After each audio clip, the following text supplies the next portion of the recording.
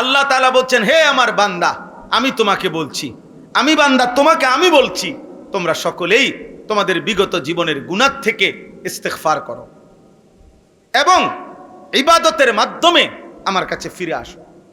ইস্তেগফার এবং তাওবা, বলেন ইস্তেগফার এবং কি তাওবা মুমিনের জীবনের সার্বক্ষণিক সম্বল, সার্বক্ষণিক সম্বল।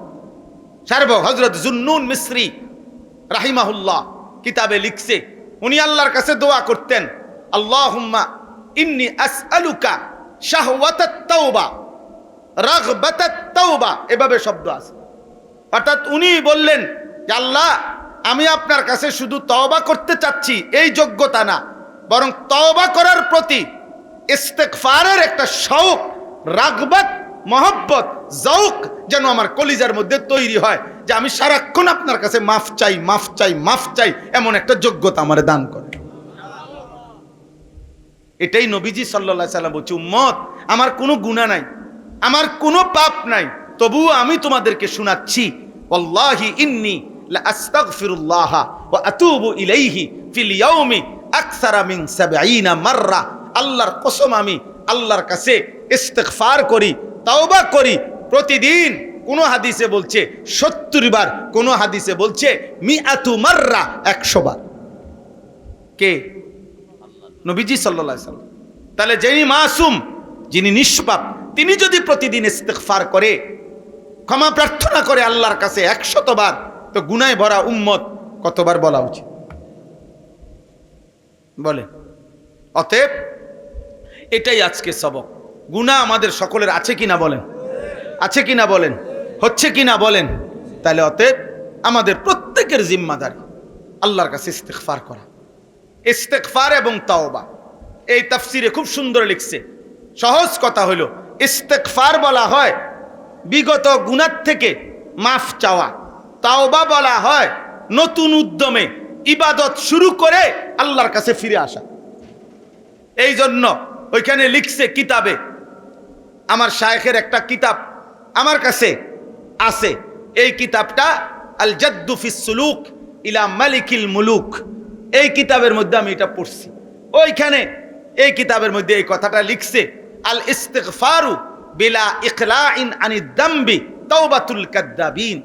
যে ব্যক্তি গুনাহ ছাড়ার আসলে কোনো মানসিকতা নাই, গুনাহ নিজের থেকে সরায় নাই, এমনি মুখে মুখে বলতেছে আস্তাগফিরুল্লাহ, বুজুর্গানে দিন আউলিয়ায়ে কেরাম বলে এটা হলো তাওবাতুল কাযযাবিন, মিথ্যাবাদীর তওবা, মিথ্যুকের তওবা। মিথ্যুক বেটা, মিথ্যুক, তার পকেটে বিড়ি,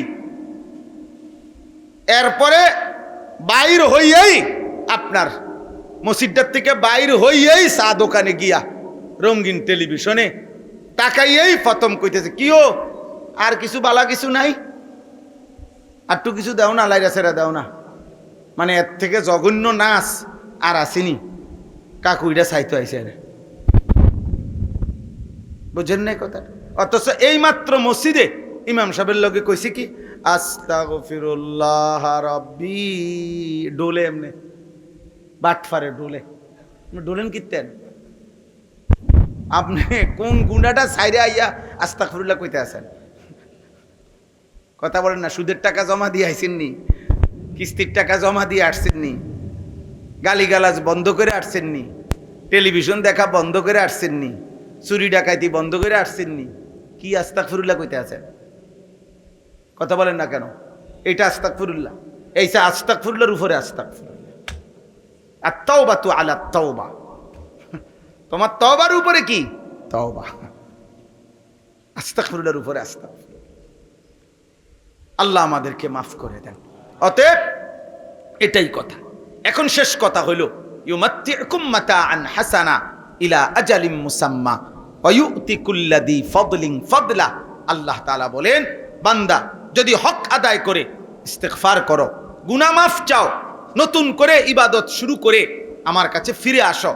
ইস্তেগফার মানে পিছনের গুনাহ ছেড়ে দেওয়া, আর তাওবা মানে পুনরায় ইবাদত শুরু করে আল্লাহর কাছে ফিরে আসা। পুনরায় ইবাদত শুরু করে কি করা? আল্লাহর কাছে ফিরে আসা। অর্থাৎ আল্লাহ তোমারে পাঠাইছিল, রাখছিল যেমন, তুমি আল্লাহর কাছে ফেরত আসছো তেমন। আল্লাহ তো তোমারে দুনিয়াত পাঠাইছিল গুনাহমুক্ত। গুনাহমুক্ত কিনা বলেন না? হ্যাঁ, গুনাহমুক্ত। এই জন্য আল্লাহর কাছে ফিরে আসা। আল্লাহ বলেন যদি হক আদায় করে করতে পারো, আমি ওয়াদা দিলাম ইউমাত্তিয়াকুম মাতাআন হাসানা, দুনিয়াতেই আমি আল্লাহ তাআলা তোমাকে উত্তম, নিরাপদ, হালাল, পবিত্র জীবন দান করব। আর ওয়ায়ুতি কুল্লাযী ফাদলিন ফাদলা, আর প্রত্যেককেই তার উত্তম অতিরিক্ত যত আমল সবকিছুর সর্বোত্তম বিনিময় আখিরাতে বুঝায় দেব। এখানেও ভালো রাখবো, আখিরাতেও কি জান্নাত দেব। ইন্না ফি যালিকা লাযিকরা লিমান কানা লাহু কলবুন আও আলকাস সামআ ওয়া হুয়া শাহীদ। সহজ কথা হইল, তিন জিনিস একত্র করলে, মানে সচক্ষে উপস্থিত, মানে চোখ, কান এবং অন্তর, এই তিন জিনিস যে একসাথ করে আল্লাহর কথা শুনে, আল্লাহ তাআলা বলে নিশ্চয়ই আমার কালামের মধ্যে তার জন্য উপদেশ অবশ্যই রয়েছে। কিন্তু শর্ত হলো এই তিন জিনিস একসাথ করতে হবে। কোরআনুল কারীমের অসংখ্য আয়াতে মানব দেহের এই তিনটি অঙ্গের ব্যাপারে আল্লাহ তাআলা আলাদা দিক নির্দেশনা দিয়েছেন। এই তিনটা অঙ্গ, চোখ, কান, অন্তর। কুল হুয়াল্লাযী আনশাআকুম ওয়া জাআলা লাকুমুস সামআ ওয়াল আবসারা ওয়াল আফইদা। এ আলাদা বলছেন। হে নবী, আপনি বলুন আল্লাহই তোমাদেরকে সৃষ্টি করেছেন এবং তিনি তোমাদের কান, চোখ, অন্তর বানিয়েছেন। অথচ কালিলাম মা তাশকুরুন, চোখ দিলেন যিনি, কান দিলেন যিনি, অন্তর দিলেন যিনি, তারই শুকর আদায় করছো কম। সেই মালিকের শুকর কম আদায় করতেছ। এতে এই তিন অঙ্গের কথা আলাদা বলছে। কৃতজ্ঞতার জন্য, আল্লাহর শুকর আদায়ের জন্য বান্দা এই তিনটি অঙ্গ কাজে লাগানো উচিত। মানুষের জ্ঞান আহরণ, তাফসীরের মধ্যে আছে, মানুষের জ্ঞান আহরণের সর্বোচ্চ মাধ্যম এই তিনটি। কান অসংখ্য কথা শুনে, চোখে অসংখ্য জ্ঞানের কথা দেখে, অন্তরে সমস্ত কথা আত্মস্থ করে, হৃদয়ে ধারণ করে। এই জন্য এই তিন অঙ্গের ব্যাপারে যত্নবান থাকা। কোরআনুল কারীমের মধ্যে আল্লাহ তাআলা বলছেন ইন্নাস সামআ ওয়াল বাসারা ওয়াল ফুআদা কুল্লু উলাইকা কানা আনহু মাসউলা। এই আলাদা বলছে। ওই দেখেন এই যে এই পিচ্চি বাচ্চার হাতে, ওই আব্বা তুমি উঠে যাও, আব্বা এটা দিয়ে আসো, বাবা যাও, যাও আব্বা যাও, যাও এটা দিয়ে আসো। দেখেন ওর শরীরটা দেখেন আর ওর মোবাইলটা দেখেন।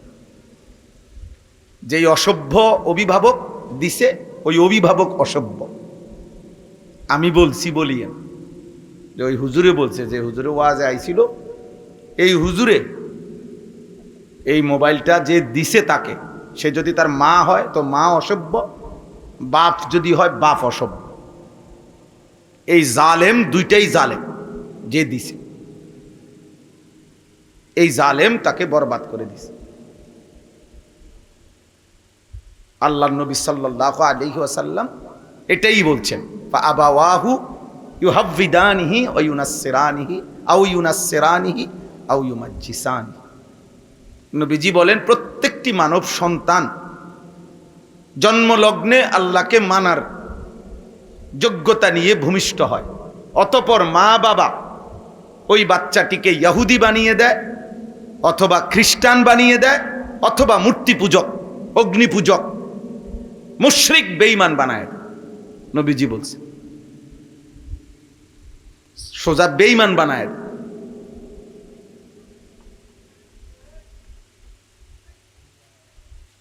এটাই বাস্তবতা। লক্ষ লক্ষ সন্তানের বরবাদির পিছনে বড় অন্যতম কারণ পিতামাতার গাফলতি। পিতামাতার গাফলতি। ওনার টাইম নাই, উনি 6 মাসে বলতে পারবে না ফুতেরে জিগাইছে একবার যে পড়ালেখা করস, টাইম নাই, টাইম নাই। তোর মার কাছে টেয়া থুইয়া গেছি, লাগলে নিস। বুঝেন না কথা? বলে দিছে তোর মার কাছে টেয়া আছে, লাগলে নিস। যে সময় পেটে বুক লাগবে তোর মা ভাত রান্ধে রাহে, আইয়া খাইয়া যাইস। দৌড় দিয়ে ভাতটা খাইয়েই যাবি, আবার চলে যাবি তোর শয়তান বন্ধুদের সাথে, ওদের সাথে নাচবি, গাইবি, ফুর্তি করবি, মোবাইল দেখবি, উলঙ্গ ছবি দেখবি। ওরা যেমনে হাসে তুমিও এমনি হাসবা, ওরা যেমনে নাচে ওভাবে নাচবা। এই হলো অভিভাবক। এবং বর্তমানে এটা বেশি, আগে এমন ছিল না। 30 বছর আগে, 20 বছর আগেও এমনটা ছিল না। অভিভাবক মানেই বুঝতো যে সন্তানের আখলাক চরিত্র, পরিবারের মানুষের, এটা আমার মূল ডিউটি। আর এখন হলো মূল ডিউটি পরিবেশ করো, বিল্ডিং বিল্ডিং নিজে জায়গার থাকিয়া পুরা বিল্ডিং এর কাম তদারকি করছে। মাশাআল্লাহ, মানুষের দ্বারে কইছে, চা দোয়ানে বসে 7 ডলার দিন পুরা টাইম ছিল, উনি একটা সুরকি কম দিছে না। বাপেরও সামর্থ্য নাই, রাজমিস্ত্রির মেস্ত্রির আব্বার ক্ষমতা নাই, উনি না দাঁড়ানো, বিল্ডিং মজবুত। চেয়ার যে সময় বানায় কাঠমিস্ত্রির সামনে উনি পুরো বসা ছিল, একটা ফেরে কম দিছে না। বিল্ডিং মজবুত, চেয়ার মজবুত, ঘর মজবুত, কিন্তু আখলাক বরবাদ। ঘর হইছে আবাদ, আখলাক হইছে কি বরবাদ, আখলাক বরবাদ। অথচ মা বাবা যদি নেককার হতো এবং নেক ফিকির করত, কোরআনুল কারীমের মধ্যে আছে আল্লাহ তাআলা হযরত খাজির, মানে যাকে আমরা খিজির আলাইহিস সালাম বলি, খাদির, কোরআনে ওনার ঘটনা আছে, মুসা এবং খিজির আলাইহিস সালামের ঘটনা, যে মহান আল্লাহ তাআলা 2 এতিম সন্তানের সম্পদের হেফাজত করছেন খিজির, এই খাজির আলাইহিস সালামের মাধ্যমে। তো সেখানে উনি বলছেন মুসার কাছে, মুসা নবীর কাছে, যে এই 2টা এতিম বাচ্চার সম্পদ সংরক্ষণের জন্য আমি কায়ত হয়ে পড়া দেওয়ালটা সোজা করে দিছি। কেন? ওয়াকানা আবুহুমা সালিহা, এই 2 বাচ্চার বাবা নেককার ছিলেন। এই কারণে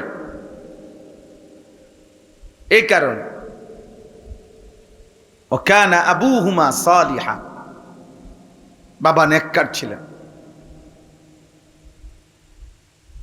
ওখানে তাফসীরের মধ্যে লিখছে, যেই বাবা সালেহ, সে নিশ্চিত 2টা জিনিস খেয়াল রাখছে, তার সন্তানের ঈমান, আমল, আখলাক, তার সম্পদের হালাল।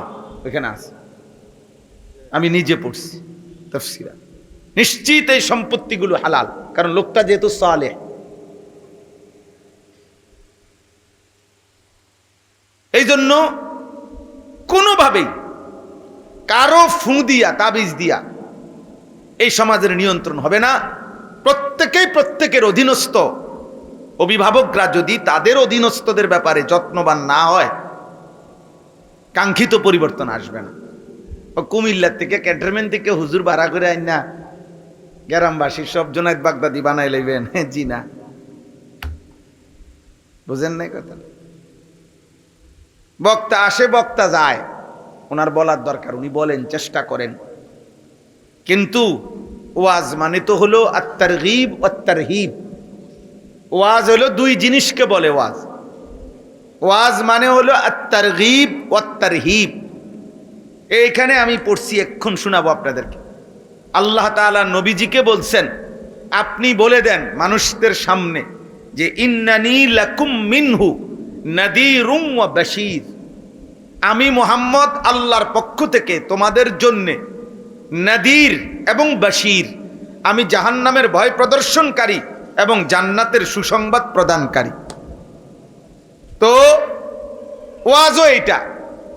আত-তারগীব মানে জান্নাতের উৎসাহ দেওয়া, আত-তারহীব মানে জাহান্নামের ভয় দেখানো।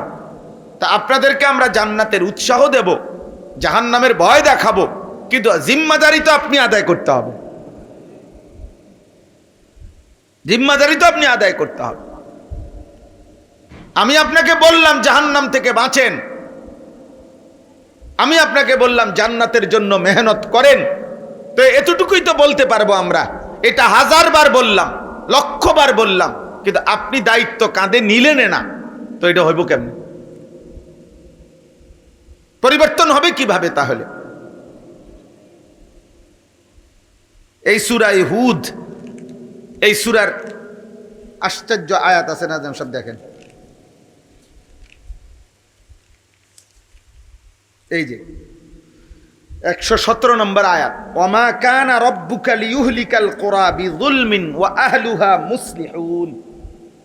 যে জাতি, যে সম্প্রদায় নিজেদের ইসলাহ ঠিক রাখে, নিজেদের মধ্যে ইসলাহ চালু রাখে, সংশোধনের ধারা চালু রাখে, খোদার কসম আল্লাহ বলছে আমি ওয়াদা দিলাম ওই কওম, ওই সম্প্রদায় আমি ধ্বংস করব না।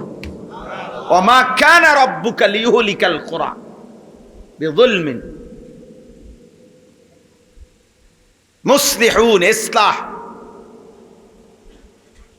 ইসলাহের বাবা তার সন্তানকে সংশোধনের চেষ্টা চালু রাখতে হবে, স্বামী তার স্ত্রীকে সংশোধনের চেষ্টা চালু রাখতে হবে, ইমাম তার মুসল্লিদেরকে সংশোধনের চেষ্টা চালু রাখতে হবে। হ্যাঁ, প্রত্যেকেই তার অধীনস্থদের ইসলাহের সংশোধনের চেষ্টা চালু রাখতে হবে।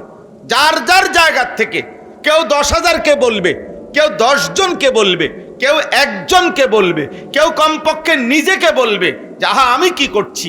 এই ইসলাহ চালু রাখলে, সংশোধনের ধারা যদি চালু থাকে, আল্লাহ বলেন ওই কওম, ওই জনবসতিকে আমি ধ্বংস করব না।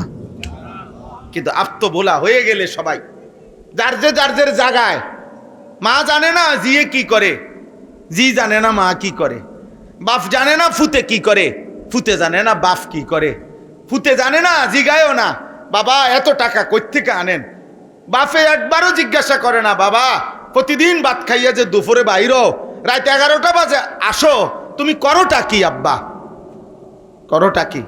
মা জিজ্ঞাসাও করে না যে বাবা আসরের নামাজ কই পড়ছো, মাগরিবের নামাজ কই পড়ছো, এশার নামাজ কই পড়ছো, সারা রাত মোবাইলে কি করো, কি দেখো, কারো কোনো নজর নাই। প্রত্যেকের কথা হইল হেসে খেলে রঙ্গ রসে যার মতো করে বেড়ে ওঠো, যার যেটা ভাল লাগে, লুঙ্গি ফইরা আড়ো নলে খুললে আড়ো, হাফ প্যান্ট পরো নলে ফুল প্যান্ট পরো, চরিত্র থাকুক বা না থাকুক, এইভাবে গা ছাড়া হইলে আগামী সমাজ জন্তু জানোয়ারের সমাজ হবে। মনে রাখে, জন্তু জানোয়ার হাইওয়ানের সমাজ হবে। কারো ঘরে নিরাপদ থাকবে না বাপ, কারো ঘরে নিরাপদ থাকবে না। কোরআনে এখানে তাফসীরের মধ্যে আছে দুনিয়াতে আল্লাহর নিজাম, সুখ কিংবা দুঃখ, আযাব কিংবা নিয়ামত আল্লাহ তাআলা উমুমান দেয়, সবার উপরে দেয়। এজন্য দুনিয়াতে যখন কোনো আযাব আসে তখন আযাব সকলের উপরে আসে, নেককারের উপরেও আযাব তখন বর্ষিত হয়, আবার নাফরমানদের উপরও হয়। এটা দুনিয়ার নিজাম। আর আখিরাতের নিজাম কুল্লাজি ফাদলিন ফাদলাহু, অর্থাৎ প্রত্যেক ব্যক্তি আলাদা আলাদা, আমনে আলাদা, আমনে আলাদা, আমনে আলাদা, আমি আলাদা, আলাদা আলাদা, আলাদা আলাদা, ফারদান ফারদান। আখিরাতের হিসাব কি? ফারদান ফারদান, একজন একজন। দুনিয়ার হিসাব উমুমান। এজন্য ঘূর্ণিঝড় হইলে, তুফান হইলে, বন্যা হইলে, জলোচ্ছ্বাস হইলে নেককার নাফরমান উভয়ই ক্ষতিগ্রস্ত হয় কি না বলে? এটা দুনিয়ার নিজাম, দুনিয়ার নিজাম। কিন্তু আখিরাতে এমন হবে না। এই জন্য আলহামদুলিল্লাহ যারা যেতটুকু বুঝেন, আমি এই বাচ্চার দিকে তাকাইয়া বললাম কথাটা, আপনারা যারা আছেন এখানে, বাবা, চাচা, বড় ভাই, অভিভাবক, আপনাদের জিম্মাদারি আব্বা, আপনাদের প্রধানতম জিম্মাদারি, এক মুমিনের, মুসলমানের প্রধান জিম্মাদারি তার অধীনস্থ পরিবার, তার অধীনস্থ মানুষগুলোর জিন্দিগির সৌন্দর্য, ঈমান আমলের সৌন্দর্য, ওযু নামাজের সৌন্দর্য, তাদের ইসলাহ। এটাই ইসলাহি মাহফিল। এটা বলা আপনাদেরকে বুঝানো। তা আপনারা সবাই মিলে, আমরা সবাই মিলে বুঝে নিছি, পুরা ফ্যামিলি মিলে টাকার হিসাব মিলানো, এটাই হলো বর্তমান জীবনের মেন কাজ। বাপের পেরেশানি, ছেলে গাহারে কোন দিন লাইন ফ্যান হইব, মার চিন্তায় ঘুম নাই, মা চোখের পানি ফেলে কান্দে, মানুষের দ্বারা দ্বারা দোয়া চায়, পোলাগারে এখনো কদ্দু টাকা পয়সার বাইল করতে দিতে পারছি না। হ্যাঁ, ওই দিন এক বাবা এক মাহফিল আমারে একজনে দাওয়াত খাওয়াইছে, পরে মাহফিলের পরে ওনার ঘরে একটা উদ্দেশ্যে, মানে উনি দেখলাম কাঁদতেছে আমার সামনে, ছেলেটা বিদেশে আকামার কিতা জানি একটু সমস্যা হয়েছে, এটার জন্য উনি যে কতবার কইল কথাটা। উনি বলছে ইমাম সাহেবরে দিয়া বলাইছে যে এই মানুষটা সাথে ছিল আমার একজন, উনারে মনে 5-7 জন মানুষরে দিয়া মনে 10 বার কথাটা বলাইছে, হুজুর কদ্দুর আবুটার ফুতের লেগে দোয়া করেন, কদ্দুর বিদেশে একটু ঝামেলা আছে, বিদেশে ঝামেলা আছে, বিদেশে ঝামেলা আছে। এই কথাইটা মনে 10 বার বলছে, কারণ উনার কথা হলো একটাই, উনি নিশ্চিত হবে সেদিন ফুতের টাকা পয়সার ধারাবাহিক ইনকাম চলবে যতদিন, যখনই শুনবে টাকা পয়সা ইনকামে একটু ঝামেলা হইছে, এই যে মা বাবার টেনশন, আর নয়তো অন্য কিছুতে কোনো টেনশন নাই। পুতের বউ যে পর্দা করে না এটা কোনো সমস্যা না, ছেলে যে এক ওয়াক্ত নামাজ পড়ে না এটা কোনো সমস্যা না, সে যে কোনোদিন ফজরের নামাজ পড়ে না এটা কোনো সমস্যা না, বিবি যে কোনো পর্দা করে না এটা কোনো সমস্যা না, নাতি নাতনি যে কেউ আল্লাহর কোরআন পড়তে পারে না এটা কোনো সমস্যা না, ওনার ফুতে বা উনি নিজে যে কিস্তিতে চলে এটা কোনো সমস্যা না, সুদও কোনো অসুবিধা নাই, কিস্তিও কোনো অসুবিধা নাই, সমস্ত টেলিভিশন নাচ গান নর্তকীর ছবি কোনোটাই কোনো অসুবিধা নাই, অসুবিধা হলো শুধু টাকা পয়সার আমদানি যদি ব্যাহত হয়, রোজগারে যদি ঝামেলা হয় তাইলে টেনশন। রোজগার চললে নিশ্চিন্ত, পয়সা কামাই আছে, বাফে মাশাআল্লাহ ফাকনা ফাকনা সুন্দর সুন্দর কথা কয়, পান খায়, বন খায়, চা খায় আর গপ মারে, হ্যাঁ চাচার মুখে এখন তখন রঙের রসের কথা বাইর হয়, বুঝেন নাই কথা, কারণ জিফুতের টাকা পয়সার লাইন ঠিক আছে, মেয়ে বিয়ে দিছে আল্লাহর রহমতে, জামাই পয়সাওয়ালা, কোনো টেনশন নাই। আর এবারে ইমান আছে না নাই, খাড়াইয়া মুতে না বইয়া মুতে এটা দেখার বিষয় না, টাকা আছে একভাবে মুত্যা লাইলে হইল, ফেসাবে না করো, বুঝেন না? হ্যাঁ হ্যাঁ,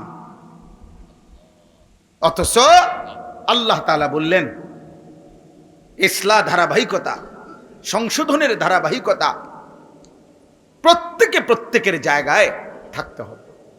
নবী সাল্লাল্লাহু আলাইহি ওয়াসাল্লাম 70 বছরের সাহাবীকে 60 বছরের সাহাবীকে যেভাবে ইসলাহ করেছেন, আল্লাহর নবী সাল্লাল্লাহু আলাইহি সাল্লাম 5 বছরের 7 বছরের বাচ্চা সাহাবীকেও নবী সাল্লাল্লাহু আলাইহি সাল্লাম নিজ হাতে ইসলাহ করেছেন।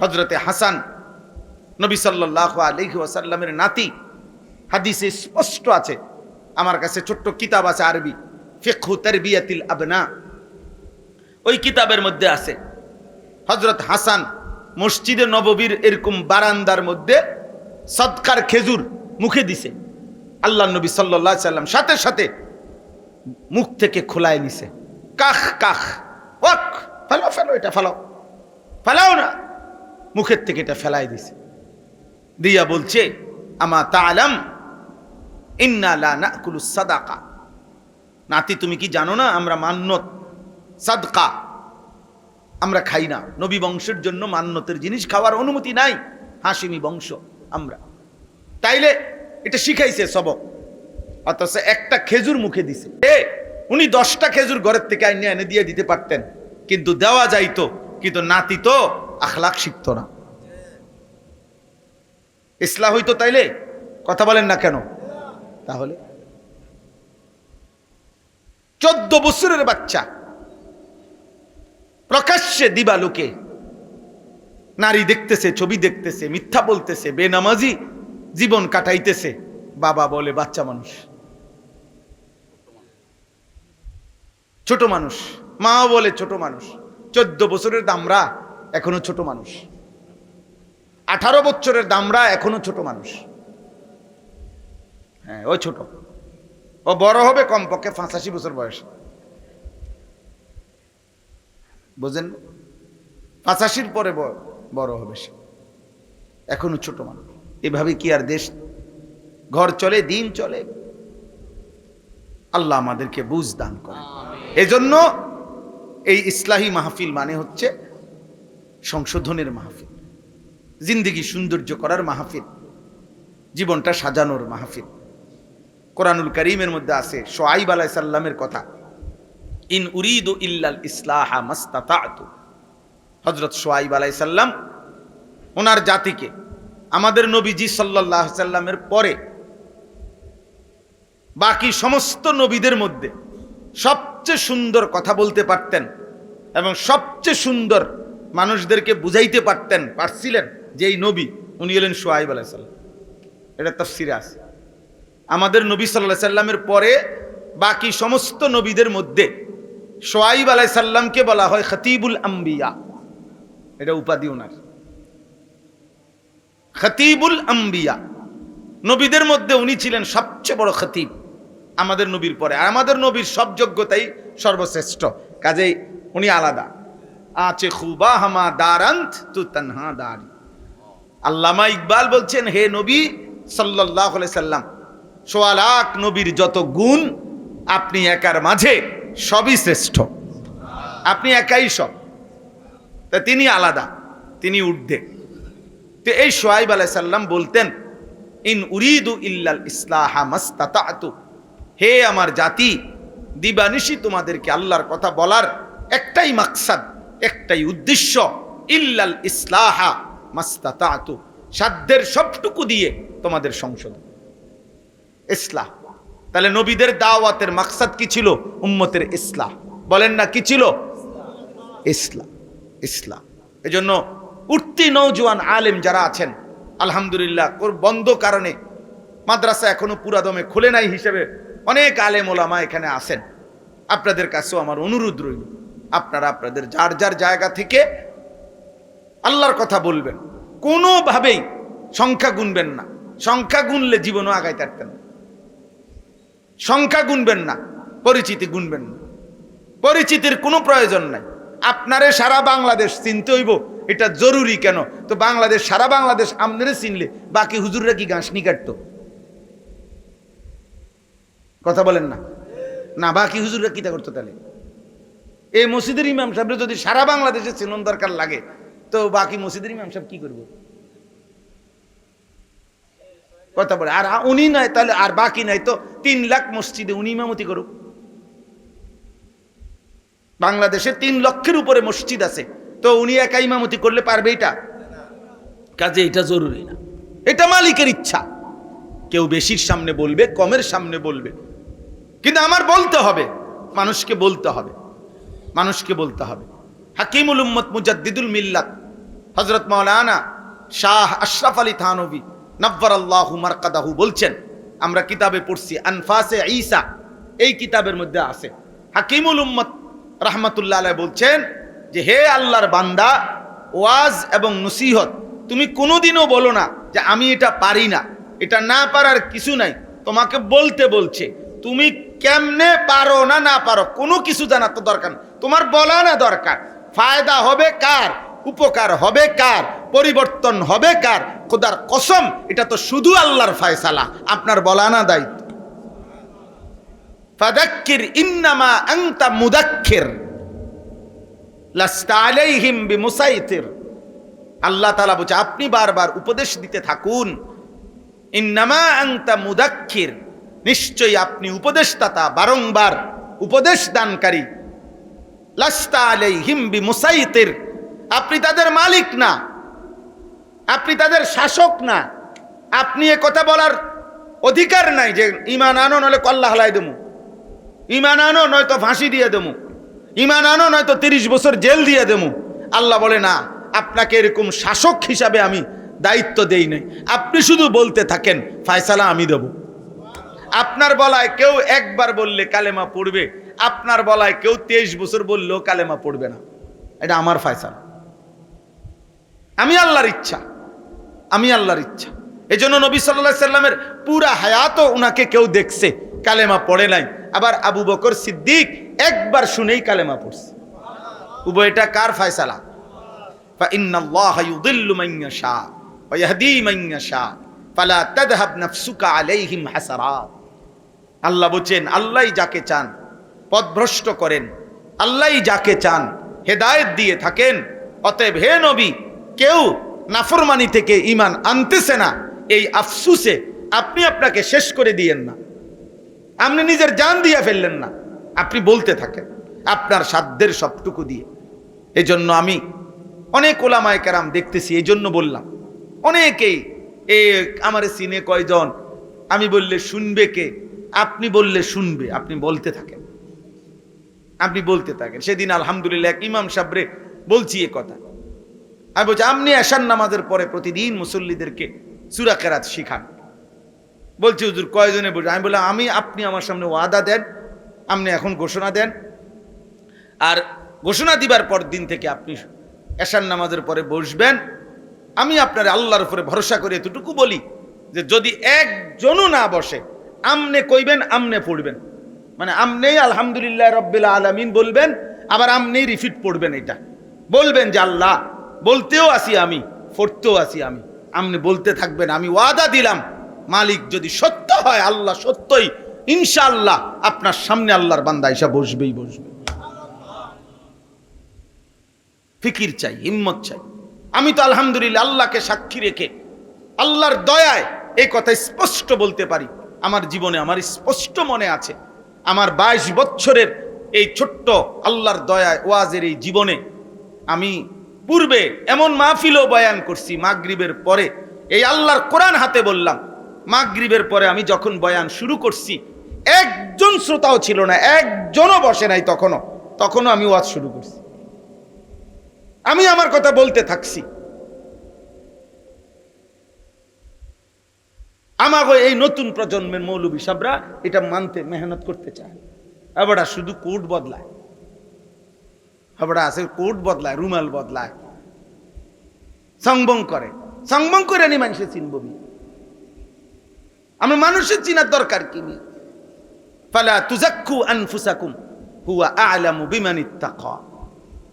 আল্লাহ তাআলা বলছে তোমার ঢোল তুমি বাজাইও না, তোমার সাফাই তুমি বলে বেড়াইও না। রওনা হচ্ছি দোয়া করবেন, হ্যাঁ নামতে আসি দোয়া করবেন, জ্যামে পড়ছি দোয়া করবেন। কিতা দোয়া করতো? দাঁড়াইয়া না থাকবেন, জ্যামে পড়ছেন আরে একটু পরে তো ছুটতে যাবো। যান উনি জ্যামে পড়ছে, ফেসবুকের মানুষে দোয়া করতো, মানে ময়মনসিংহের মানুষে দোয়া করতো আল্লাহ নিমসার জ্যাম ছেড়ে দেন। তো নাহলে কি বলেন? আপনি বলেন, এগুলো পাগলামি না? এগুলো পাগলামি কিনা বলেন না? এই জন্য নওজোয়ান ওলামায়ে কেরাম অনুরোধ করছি, এই ফেসবুক আর মোবাইল, বড় মোবাইলের আসক্তি ছেড়ে দেন আব্বা, অনুরোধ করলাম। বড় মোবাইলে আসক্ত আমনেরে দিয়া সর্বোচ্চ ফ্যাট ফিট চলবো, কিন্তু উম্মতের ফায়দা আসবে না, মানুষের পরিবর্তন আসবে না। মানুষের পরিবর্তনের জন্য কোন রকমের বিশ্রাম, অবসর, বিরতি কোনো কিছু চিন্তা করা যাবে না। দিবানিশি মেহনত করতে হবে, আল্লাহর কথা বলতেই হবে, প্রতিটা সুযোগ কাজে লাগাইতে হবে। বিনিময়ে আল্লাহ তাআলার দয়ায় আল্লাহর বান্দাদের জিন্দেগি বদলাবে। আল্লাহ তাআলা এই মোবারক মাহফিল, আজকের এই মজলিস আল্লাহ কবুল করেন। এবার আমি এই তর্জমাটুকু শুনাই আপনারা, এরপরে আমি শেষ করে দিচ্ছি। 11 নম্বর পারা, 11 নম্বর সূরা, সূরা হুদ। এই সূরার 5টা আয়াত শুরুতে আমি তেলাওয়াত করেছি। হুদ একজন নবীর নাম, হুদ আলাইহিস সালাম একজন নবীর নাম। কোরআনুল কারীমের মধ্যে মোট 25 জন নবী এবং রাসূলের নাম আছে। কতজন? ও ভাই মোবাইল এটা ধরেন না, মোবাইল এটা নামান। হ্যাঁ আপনি পরে আসছে, এই জন্যই তো সুন্দর করে কইলাম, নাহলে তো দমকে দিলাম। তাহলে মোবাইল ছাড়া শুনতে হবে ভাই, এটা আগে কথা হয়েছে, এখানে আগে এটা সিদ্ধান্ত হয়েছে। তাইলে কোরআনুল কারীমের মধ্যে মোট 25 জন নবী এবং রাসূলের কি আছে? নাম আছে। তন্মধ্যে আল্লাহ তাআলা পূর্ববর্তী বহু নবীর কওমকে, সম্প্রদায়কে আল্লাহ তাআলা আল্লাহর চূড়ান্ত নাফরমানির সীমা অতিক্রম করার কারণে আল্লাহ তাআলা একেবারে পুরা কওমকে অল্প ঈমানদার ছাড়া ব্যতীত ধ্বংস করে দিছে। এমন অনেক জাতি যাদের ঘটনা আল্লাহ তাআলা কোরআনুল কারীমের মধ্যে উল্লেখ করছে। এরকম জাতি হলো মোট 5 জন নবীর কওম সবচেয়ে বেশি উল্লেখযোগ্য 5 জন নবীর কওম যাদেরকে আল্লাহ তাআলা নাফরমানির সীমা অতিক্রম করার কারণে চূড়ান্ত আযাব দিয়ে একেবারে শেষ করে দিছে। একেবারে ছোট বড় কোলের বাচ্চা, ফ্যাটের বাচ্চা, জিরো সাইজ, বড় সাইজ, সব শেষ করে দিছে আল্লাহ তাআলা। এরকম জাতি 5 জন নবীর: 1 নূহ আলাইহিস সালাম, 2 হুদ আলাইহিস সালাম, 3 সালেহ আলাইহিস সালাম, 4 লূত আলাইহিস সালাম, 5 শুআয়ব আলাইহিস সালাম। এই 5 জন নবীর কওম সর্বোচ্চ নাফরমানির সীমা অতিক্রম করাতে নূহ আলাইহিস সালামের কওমকে আল্লাহ তাআলা একেবারে শেষ করে দিয়েছে। হযরতে হুদ আলাইহিস সালামের কওম আদ জাতি আল্লাহ একেবারে শেষ করে দিয়েছে। হযরত সালেহ আলাইহিস সালামের জাতি সামুদ জাতি আল্লাহ একেবারে শেষ করে দিয়েছে। হযরত লূত আলাইহিস সালামের জাতি কওমে লূত একেবারে শেষ করে দিয়েছে। হযরত শুআয়ব আলাইহিস সালামের জাতি কওমে শুআয়ব আল্লাহ তাআলা একেবারে শাস্তি দিয়ে শেষ করে দিয়েছে। এই 5 জন নবী কোরআনুল কারীমের বহু সূরায় একটু পর পরেই কোরআনুল কারীমে এই 5 জন নবীর কওমের কথা এবং তাদের উপরে আল্লাহর আযাবের কথা এবং তাদের নাফরমানির কথা আল্লাহ তাআলা উল্লেখ করছে। আরো আছে, সাথে ব্যক্তি আছে, কওমের আযাবও আছে। যেমন কারুনের কথা ব্যক্তি আলাদা আছে, ফেরাউনের কথা আছে, নমরুদের কথা আছে, এরকম আরো আছে আযাবের। কিন্তু মোটা দাগে এই 5 জন নবীর কওম যারা নাফরমানির সীমা অতিক্রম করেছিল, যাদেরকে আল্লাহ তাআলা চূড়ান্ত আযাব দিয়ে একেবারে শেষ করে দিয়েছে। তো এই ঘটনাগুলো কোরআনুল কারীমের মধ্যে আল্লাহ তাআলা বারবার উল্লেখ করছেন, কখনো সংক্ষেপে, কখনো বিস্তারিতভাবে, কখনো 2 আয়াতে, কখনো 20 আয়াতে, কখনো 5 আয়াতে, কখনো 15 আয়াতে, এরকম সংক্ষেপে বিস্তারিত আল্লাহ তাআলা বলছেন। তন্মধ্যে এই সূরাটি, এই 11 নম্বর সূরা হুদ, এই সূরার মধ্যে মহান আল্লাহ তাআলা এই পূর্ববর্তী যে সমস্ত জাতির উপরে আল্লাহর নাফরমানি আর পাপের সীমা অতিক্রম করার কারণে চূড়ান্ত আযাব দিয়ে ধ্বংস করছে, এই জাতির ঘটনাগুলো সবচেয়ে বেশি বিস্তারিত লম্বা করে আল্লাহ তাআলা পূর্ণাঙ্গ এই সূরার মধ্যে বর্ণনা করছে। কোন সূরা? সূরা হুদ। এই সূরা হুদের মধ্যে এই 5টি কওমের ঘটনাই এবং অতিরিক্ত মূসা আলাইহিস সালামের কওমের ঘটনা এবং সংক্ষিপ্ত ইব্রাহিম আলাইহিস সালামের সময়কালীনেরও একটি ছোট্ট ঘটনা সেখানে আছে। বাকি এই 5টি কওমের ঘটনা, নূহ আলাইহিস সালামের জাতি, হুদ আলাইহিস সালামের জাতি, সালেহ আলাইহিস সালামের জাতি, লূত আলাইহিস সালামের জাতি, শুআয়ব আলাইহিস সালামের জাতির নাফরমানি করছে কি, আর নবী তাদের জন্য মেহনত করছে কি, বিনিময়ে আল্লাহর আযাব আসছে কি, তারা শেষ করে দিছে, এই কথাগুলো আল্লাহ তাআলা সবচেয়ে বেশি এই সূরা হুদের মধ্যে আল্লাহ তাআলা বর্ণনা করেছেন। উদ্দেশ্য একটাই, আল্লাহ তাআলা বলছেন, লাকাদ কানা ফি কাসাসিহিম ইবরাতুল লিউলিল আলবাব, বিবেকবানরা যেন উপদেশ গ্রহণ করে, নসিহত গ্রহণ করে। হায়, যুগে যুগে নাফরমানের পরিণতি যদি হয় এমন, তো আমিও তো যদি নাফরমানি করি আমার পরিণতি যদি হয় এমন। এই কথা যেন ভাবে, এই কথা যেন ভাবে, এই কথা যেন ভাবে। তো তাফসীরের মধ্যে আছে, কোরআনুল কারীমের বিভিন্ন সূরার মধ্যে তো বর্ণনা আছেই, কিন্তু এই সূরা নাজিল হওয়ার পর বিস্তারিত যখন আযাবের পুরা বর্ণনাটা আল্লাহ তাআলা এই সূরার মধ্যে দিলেন, তো নবী সাল্লাল্লাহু আলাইহি সাল্লাম এই সূরা নাজিলের পরে এখানে একটা আয়াত আছে এই সূরার মধ্যে, ফাস্তাকিম কামা উমিরতা।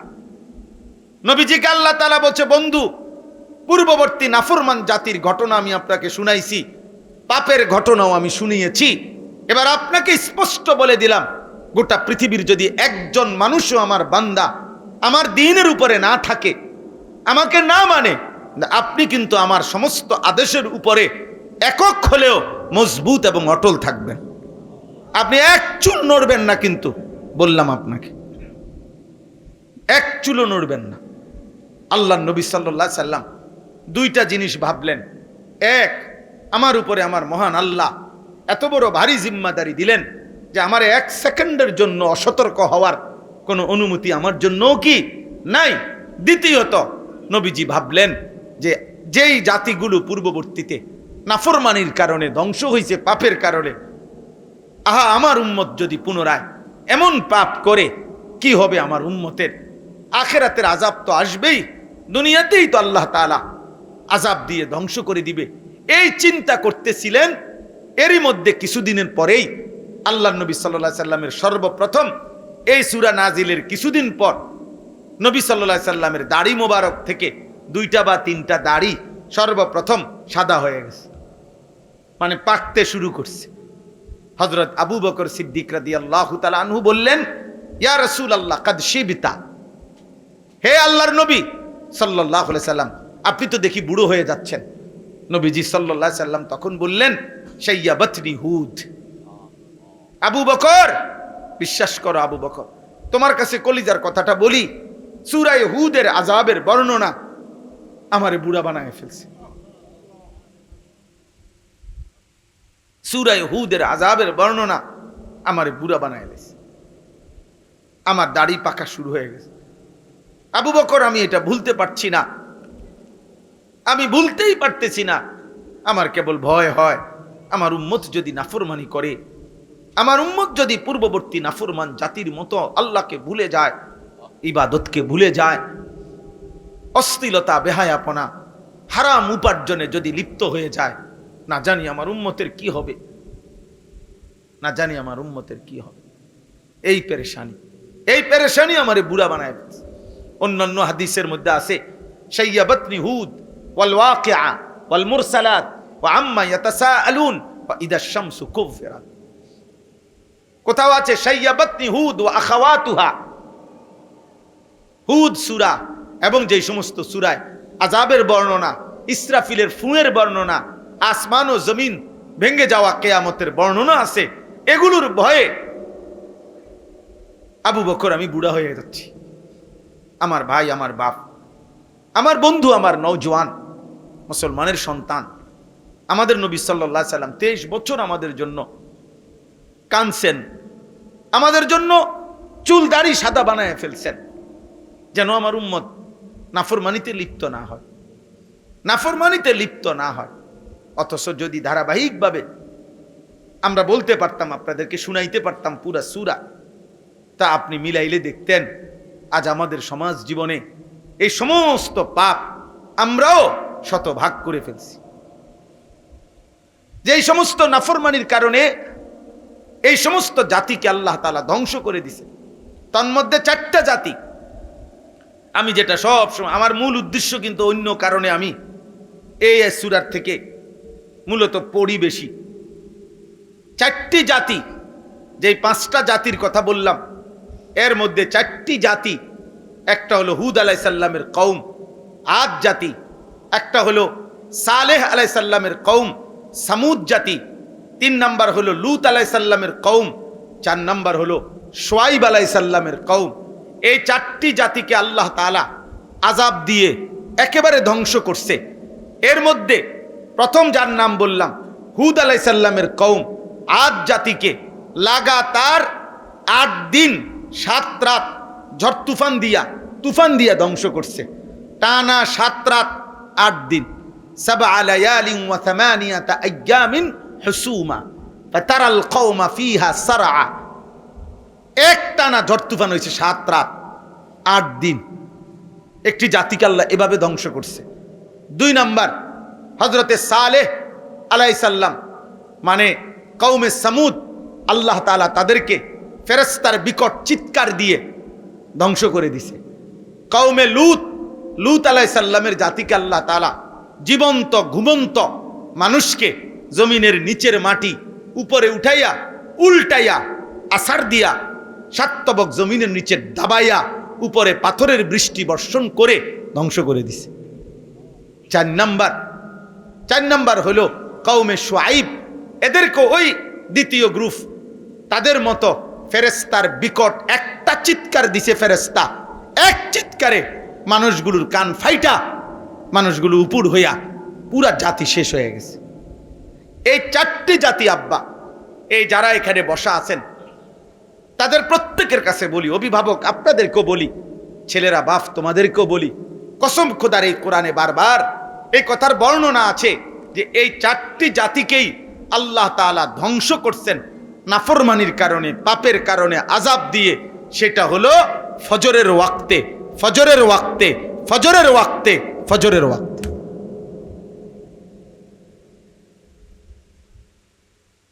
হ্যাঁ, 1 নাম্বার কওমে আদ, সূরা আহকাফের মধ্যে আছে, তুদাম্মিরু কুল্লা শাইইন বিআমরি রাব্বিহা ফাআসবাহু লা ইউরা ইল্লা মাসাকিনুহুম। ফাআসবাহু, সুবহ, সুবহুন মানে কি? সকাল। সকাল মানে 12টা না, ফজরের ওয়াক্ত। সুবহ মানে কোন ওয়াক্ত? ফজর। তুদাম্মিরু কুল্লা শাইইন বিআমরি রাব্বিহা, আল্লাহ বলেন তার আল্লাহর রবের আদেশে তুফান সব তছনছ করে ফেলছে। ফাআসবাহু লা ইউরা ইল্লা মাসাকিনুহুম, এই পরিমাণ ঝড় তুফান হইছে যে একদিন ভোরবেলা দেখা গেল তাদের ঘর ছাড়া একটা মানুষও বাইচা নেই, একজন মানুষও বাইচা। 2 নাম্বার কওমে সামুদ, সালেহ আলাইহিস সালামের কওমের ব্যাপারে আল্লাহ তাআলা একই কথা বলছে, ফাআখাযাতহুমুস সাইহা ফাআসবাহু ফি দারিহিম জাসিমিন। আল্লাহর পক্ষ থেকে ফেরেশতার বিকট চিৎকার আসলো, আর ফাআসবাহু, ভোরবেলায় সেই মানুষগুলো উপুর হইয়া পড়ে মরে পড়ে থাকলো। কোন সময় বলে না, কোন সময়? ফজরের ওয়াক্ত। 3 নাম্বার কওমে লূত, একই হিসাব।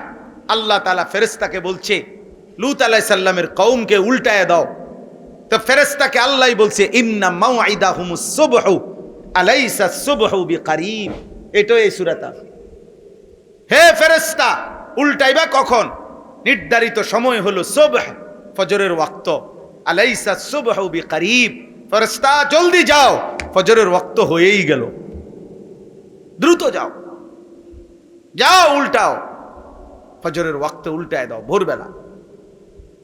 4 নাম্বার কওমে শুআইব, একই শব্দ, ফাআখাযাতহুমুস সাইহাতু ফাআসবাহু ফি দিয়ারিহিম জাসিমিন। ফাআসবাহু, আল্লাহ বলেন কওমে শুআইবকেও ফেরেশতা বিকট চিৎকারে ঘুমন্ত মানুষগুলোকে একটা চিৎকার দিছে, মানুষগুলো কান ফাইটা, ফাআসবাহু, ভোরবেলা সব তাদের ঘরে উপুর হইয়া পইরা শেষ হয়ে গেল। আমার জাতির বাপ ভাই বলেন, মুসলমান বলেন, আপনারা নওজোয়ান ভাই তোমরা বলো, ফজরের নামাজ পড়ো না আজ কতদিন হয়? বলেন, বলেন। আপনারা যারা বয়স্ক মানুষ আছেন, আপনাদের এক একজনের ফ্যামিলিতে ফজরের নামাজ পড়ে না, কতজন পড়ে? কতজন? আপনারা বলেন। তাহলে আপনারা আপনাদের প্রজন্মের জন্য, ফ্যামিলির জন্য আল্লাহর আযাবের ব্যবস্থা করে যাচ্ছেন নাকি আল্লাহর নিয়ামত রহমতের ব্যবস্থা করে যাচ্ছেন? বলেন, বলেন আপনারা। এই জন্য আমি প্রতিদিন আমি বলি, প্রত্যেক দিন আমি চিল্লাই, এক কথাই চিল্লাই যে আরে মুসলমান, কে বুঝাইলো? কোন দুশ্মনে বুঝাইলো? বুড়া বেড়ার কলজাটার ভিতরে পর্যন্ত। আহারে বেঈমানে, আজকে বেঈমানরা, মুশরিকরা 70 বছরের বুড়ার কলজাটার ভিতরে ভিতরে বিদেশ, টাকা, শুধু টাকা, বাতের থালা। বুড়া মিয়ার কলজার ভিতরে আখেরাতের ফিকির নাই। বুড়া মিয়াও সুদের টিয়া টোয়ায়, ফুদ বিদেশ পাঠাইবো। সময় দিছে 12 দিন হুজুর, এই 12 দিনে কইতে আছে 8 লাখ টাকা মিলাইতো। আমিও হুজুর সহি মহি আন্দার দেখি। 70 বছরের বুড়া লাঠি বদ দিয়া দিয়া কিস্তির টাকা টোকায়, সুদে টাকা খুঁজে ফুদ বিদেশ পাঠাবে। কি মিথ্যা বললাম? হায় হায় মুসলমান, যে জাতির বৃদ্ধ, মুসলিম জাতির বৃদ্ধ বাবা, উনিও যদি হারামকে এত বুঝা বুঝে, দুনিয়াকে এত বুঝা বুঝে, তো এই ফ্যামিলির আখেরাত নিয়ে ভাববে কে? এই ফ্যামিলির আখেরাত নিয়ে ভাববে ওই 6 বছরের বাচ্চা হেতে, কথা বলেন না। একটি ফ্যামিলির আখেরাত নিয়ে ভাববে অভিভাবকরা না বাচ্চারা? তো অভিভাবক দিয়ে সুদে টাকা নেয়, কিস্তিতে টাকা নেয়, উনি আবার ফ্যামিলির এই মানুষগুলোকে গড়বে কে? আল্লাহর আযাবের ব্যবস্থা করছেন। এক একটা মসজিদের দিকে তাকায়া দেখেন, জুমার নামাজের মুসল্লি কত, ফজরের মুসল্লি কত, ফজরের মুসল্লি কত বলে। অতএব আপনাদের কাছে অনুরোধ করলাম, আলহামদুলিল্লাহ আপনারা মনোযোগ দিয়া সর্বোচ্চ আন্তরিকতা নিয়ে বসছেন। যে কয়জন যুবক ছেলে আছো আব্বা, মনে রাখো বাপ, নষ্ট জিনিস, পচা জিনিস, আবর্জনা কেউ ঘরে রাখে না, আদর করে না, যত্ন করে না, আবর্জনা ফেলে দেয়, নষ্ট জিনিস মানুষ ফেলে দেয়। অতএব তোমরা যারা নারী দেখে, ছবি দেখে, মোবাইলে অশ্লীল উলঙ্গ দৃশ্য দেখে, চুল চেহারা মুশরিক বেঈমানের মতো রেখে নিজেরা যাদের চরিত্র আখলাক নষ্ট করছো, খোদার কসম প্রিয় ভাই আমার, মনে রেখো চরিত্রহীন লম্পট একদিন এই সমাজ তোমাকে কাছে রাখবে না, তোমাকে ফেলে দিবে। কারণ আবর্জনা মানুষ কাছে রাখে না, দূরে ফেলে দেয়। তোর মতো নষ্ট ভ্রষ্ট চরিত্রহীন লম্পট পুরুষ কিংবা নারী তোকে এই সমাজ আদর করবে না। সুযোগ পেলে তোকে থুতু মারবে, থুতু থুতু মারবে। মানুষের যদি হিম্মত থাকতো তো বেনামাজির কপালে থুতু মারতো, থুতু, বেনামাজির থুতু মারতো। কুত্তার যদি হিম্মত থাকতো, কুত্তার যদি জবান থাকতো তো কুত্তায় বেনামাজি দেখলে বলতো এদিকে আয় তোরে থুতু দেই আমি। বুজুর্গানে দিন বলছে, আউলিয়ায়ে কেরাম বলছে, ভোরের কুত্তা বেনামাজিকে ঘৃণা করে। আউলিয়াদের কথা, ভোরের কুত্তা আল্লাহকে বলে আল্লাহ প্রথম নজর যেন কোনো বেনামাজির উপরে না পড়ে।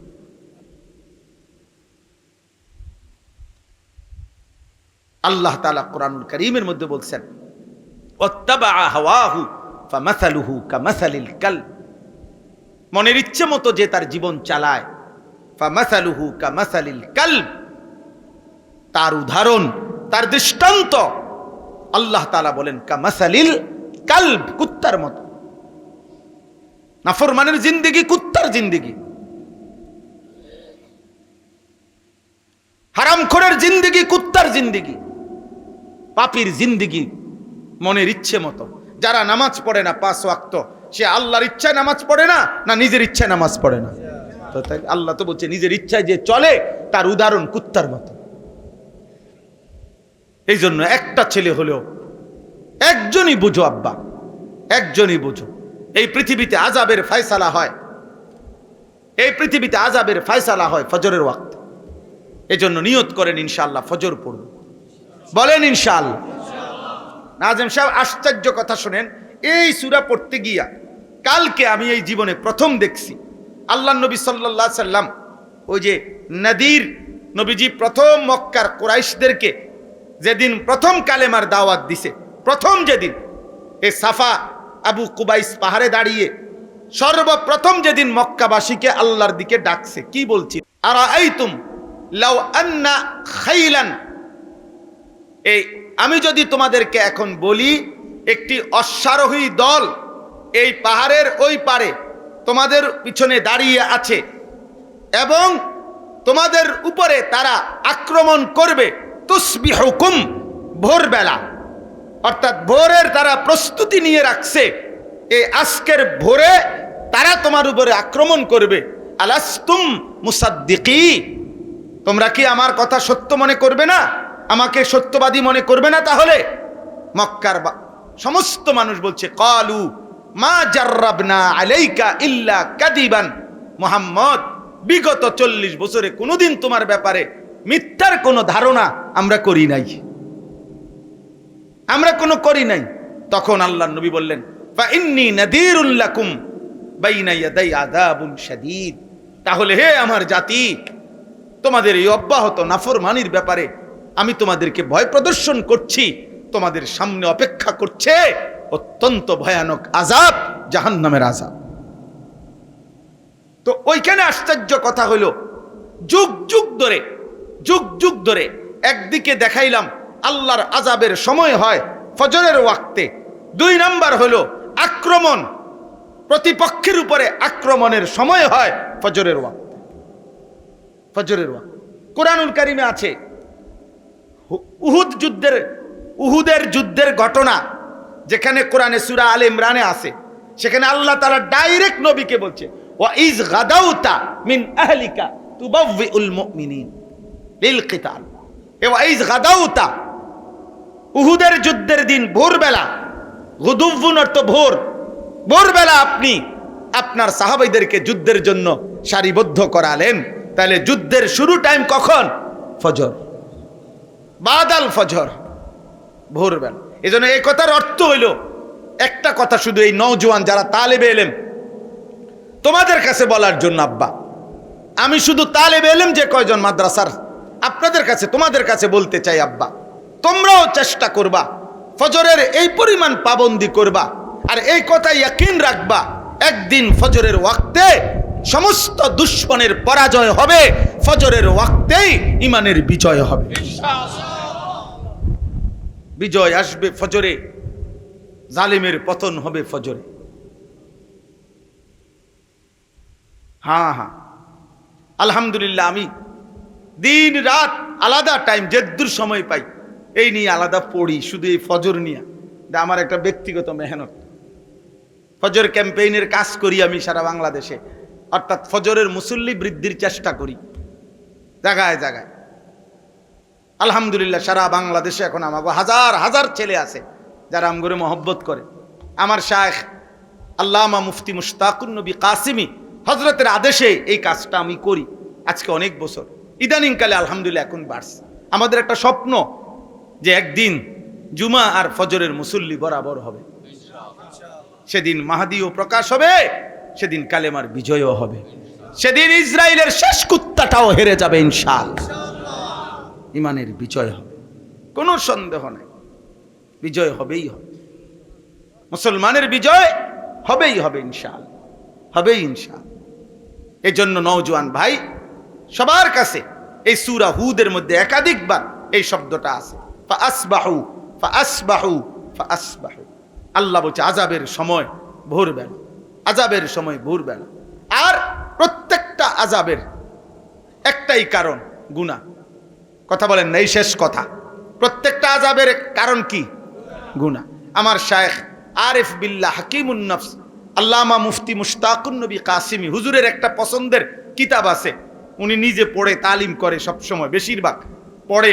আল্লামা ইমাম ইবনুল কাইয়িম আল জাওজিয়া রাহমাতুল্লাহর কিতাব আদ-দা ওয়াদ-দাওয়া অথবা আল জওয়াবুল কাফি বলে এটারে। এই কিতাবটার মধ্যে একটা চ্যাপ্টার আছে, হুজুরে পড়ে পড়ে শোনা।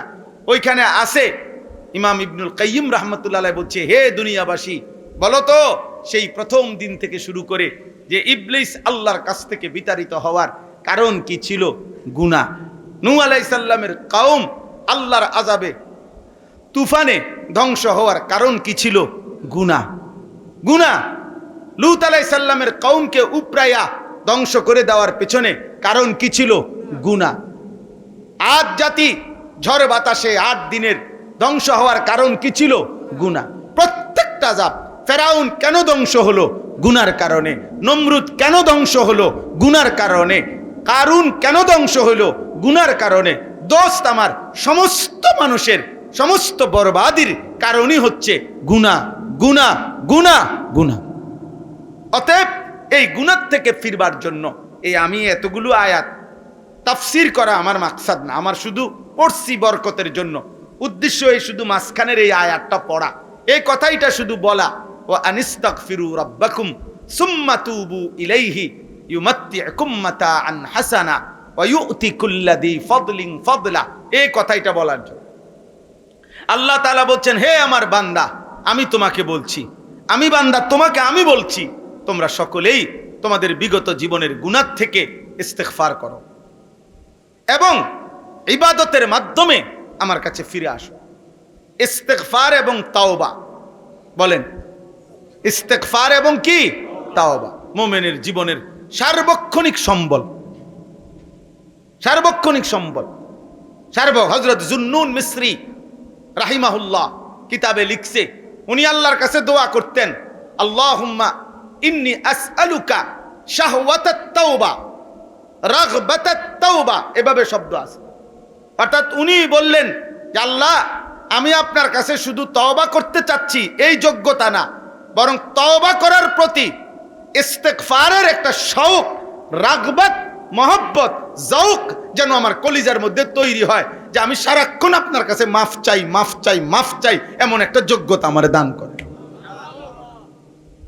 এটাই নবীজি সাল্লাল্লাহু আলাইহি সাল্লাম বলছে, উম্মত, আমার কোনো গুনাহ নাই, আমার কোনো পাপ নাই, তবুও আমি তোমাদেরকে শোনাচ্ছি, ওয়াল্লাহি ইন্নী লা আস্তাগফিরুল্লাহ ওয়া আতুবু ইলাইহি ফিল ইয়াউমি আকসারা মিন ৭০ মাররা। আল্লাহর কসম, আমি আল্লাহর কাছে ইস্তিগফার করি, তাওবা করি প্রতিদিন। কোন হাদিসে বলছে ৭০ বার, কোন হাদিসে বলছে মিআতু মাররা, ১০০ বার। কে? নবীজি সাল্লাল্লাহু আলাইহি সাল্লাম। তাহলে যিনি মাসুম, যিনি নিষ্পাপ, তিনি যদি প্রতিদিন ইস্তিগফার করে, ক্ষমা প্রার্থনা করে আল্লাহর কাছে ১০০ বার, তো গুনাহে ভরা উম্মত কতবার বলা উচিত বলে? অতএব এটাই আজকে সবক। গুনাহ আমাদের সকলের আছে কিনা বলেন? আছে কিনা বলেন? হচ্ছে কিনা বলেন? তাহলে অতএব আমাদের প্রত্যেকের জিম্মাদারি আল্লাহর কাছে ইস্তিগফার করা। ইস্তিগফার এবং তাওবা, এই তাফসিরে খুব সুন্দর লিখছে। সহজ কথা হলো, ইস্তিগফার বলা হয় বিগত গুনাহ থেকে মাফ চাওয়া, তাওবা বলা হয় নতুন উদ্যমে ইবাদত শুরু করে আল্লাহর কাছে ফিরে আসা। এই জন্য ওইখানে লিখছে কিতাবে, আমার শায়েখের একটা কিতাব আমার কাছে আছে, এই কিতাবটা আল জাদ্দু ফিস সুলুক ইলা মালিকিল মুলুক, এই কিতাবের মধ্যে আমি এটা পড়ছি। ওইখানে এই কিতাবের মধ্যে এই কথাটা লিখছে, আল ইস্তিগফারু বিলা ইখলাইন আনিদ দামবি তাওবাতুল কাদ্দাবিন। যে ব্যক্তি গুনাহ ছাড়ার আসলে কোনো মানসিকতা নাই, গুনাহ নিজের থেকে সরায় নাই, এমনি মুখে মুখে বলতেছে আস্তাগফিরুল্লাহ, বুজুর্গানে দিন আউলিয়ায়ে কেরাম বলে এটা হলো তাওবাতুল কাযযাবিন, মিথ্যাবাদীর তওবা, মিথ্যুকের তওবা। মিথ্যুক বেটা, মিথ্যুক, তার পকেটে বিড়ি, এরপরে বাইর হইয়াই আপনার মসজিদটার থেকে বাইর হইয়াই চা দোকানে গিয়া রঙিন টেলিভিশনে তাকাইয়াই প্রথম কইতেছে, কিও আর কিছু বালা কিছু নাই, আর তো কিছু দাও না, লাইরা সেরা দাও না। মানে এর থেকে জঘন্য নাচ আর আসেনি। কাকুইটা চাইতে আইসে, বুঝেন নাই কথা?